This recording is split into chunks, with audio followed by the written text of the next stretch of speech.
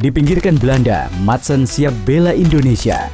Cristiano Ronaldo pamer selebrasi baru, sindiran untuk Messi. Balotelli ke Venezia. Haaland dijek, Guardiola syok, lihat selebrasi meditasi. Halo football lovers, sebelum lanjut, ayo subscribe dulu dan aktifkan lonceng notifikasi agar kalian selalu jadi yang pertama tahu kabar terbaru dunia sepak bola dari kami. Terima kasih.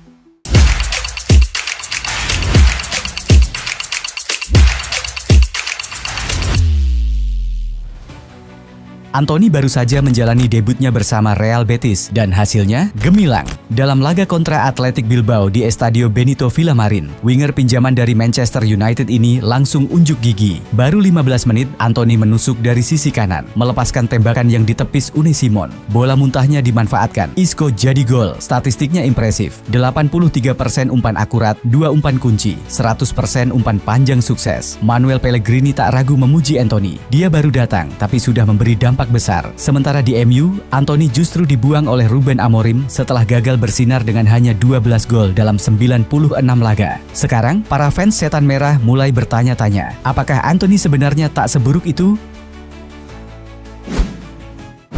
Miles Lewis Skelly bikin heboh. Wonderkid Arsenal ini mencetak gol ke gawang Manchester City saat Arsenal menang telak 5-1. Tapi bukan golnya yang bikin geger, melainkan selebrasi ikoniknya, meditasi ala Haaland. Balasan sempurna setelah sebelumnya Haaland meremehkannya dengan berkata, "Siapa sih kamu?" Dalam laga sebelumnya, Guardiola yang ditanya soal ini hanya bisa terkejut dan mengaku tak tahu menahu. Para fans pun langsung memanaskan suasana. Ini karma untuk Haaland. Sejumlah pihak menilai ini sebagai bukti Arsenal tak lagi takut pada City. Satu pertanyaan besar muncul, apakah dominasi The Citizens mulai runtuh? Marcus Rashford resmi pindah ke Aston Villa setelah disingkirkan Ruben Amorim dari skuad MU. Keputusan kontroversial ini langsung mendapat reaksi tajam dari Jadon Sancho. Sancho, yang juga dibuang MU dan kini bersinar di Chelsea, berkomentar di Instagram Rashford, "He's back," dengan emoji tanda jari menyilang. Banyak yang menganggap ini sindiran pedas untuk United, seolah meninggalkan Old Trafford adalah jalan satu-satunya untuk bangkit. Menariknya, di Chelsea, Sancho sudah mengemas 6 assist dalam 19 laga, bandingkan dengan 6 assist dalam 83 laga di MU. Apakah Sancho dan Rashford sebenarnya hanya korban sistem buruk di United?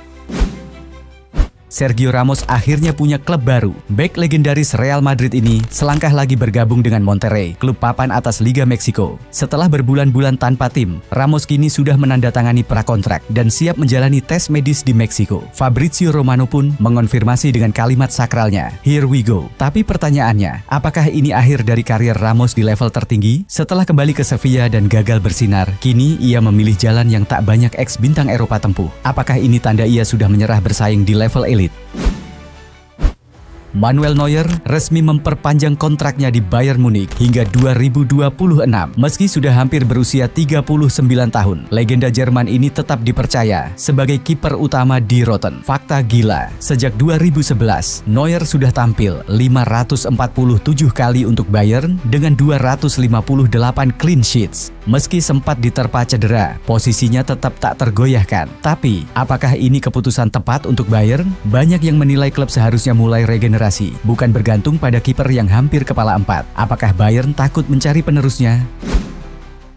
Beralih ke kabar lainnya, Mario Balotelli kembali jadi buah bibir di akhir bursa transfer Januari. Pemain berjuluk Super Mario itu sedang dalam negosiasi intens untuk bergabung dengan Venezia. Setelah merasa dianaktirikan di Genoa dan minim menit bermain, Balotelli siap mencari tantangan baru. Venezia, klubnya Jay Itzes, kini jadi favorit utama untuk mengamankan jasanya. Klub ini sangat membutuhkan penyerang tajam, terutama setelah kepergian Joel Pohjanpalo ke Palermo. Dengan waktu yang semakin mepet, apakah Balotelli bisa kembali membuktikan diri atau justru ini jadi akhir dari karirnya di sepak bola Eropa?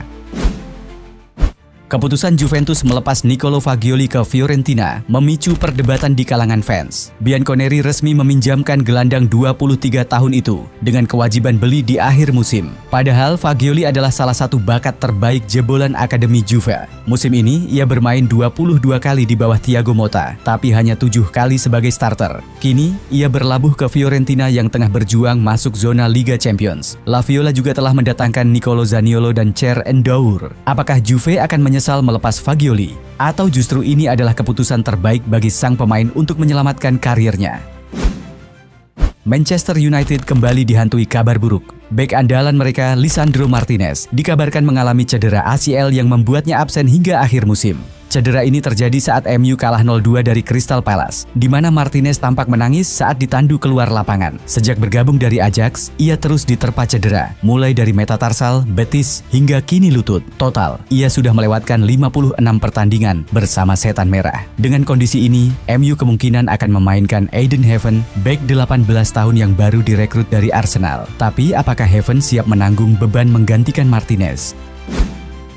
Cristiano Ronaldo kembali mencuri perhatian, bukan hanya karena mencetak 2 gol dalam kemenangan 4-0 Al Nassr atas Al Wasl di Liga Champions AFC, tetapi juga selebrasi barunya yang bikin heboh. Setelah gol keduanya, CR7 merentangkan tangan seolah-olah menjadi pesawat, lalu tiba-tiba menjatuhkannya. Apakah ini simbol dominasi atau ejekan untuk lawan? Fans pun ramai berspekulasi di media sosial. Di usianya yang hampir 40 tahun, Ronaldo masih jadi pusat perhatian dunia. Apakah ini pertanda CR7 masih lapar akan trofi? Setelah berkeliling Eropa, kita akan membahas tentang pemain keturunan Indonesia, Ian Maatsen, EKS Chelsea yang kini bersinar di Borussia Dortmund, dikabarkan kecewa dengan timnas Belanda. Di Euro 2024, ia dipanggil Ronald Koeman, tapi tak dimainkan 1 menit pun. Situasi ini membuatnya berpikir ulang soal masa depannya. Dengan PSSI yang semakin serius membangun timnas, serta kehadiran Patrick Kluivert sebagai pelatih, Maatsen dikabarkan mulai tertarik membela Garuda. Apakah PSSI bisa meyakinkannya? Atau ini hanya rumor belaka? Jika Maatsen bergabung, apakah timnas Indonesia akan semakin ditakuti di Asia?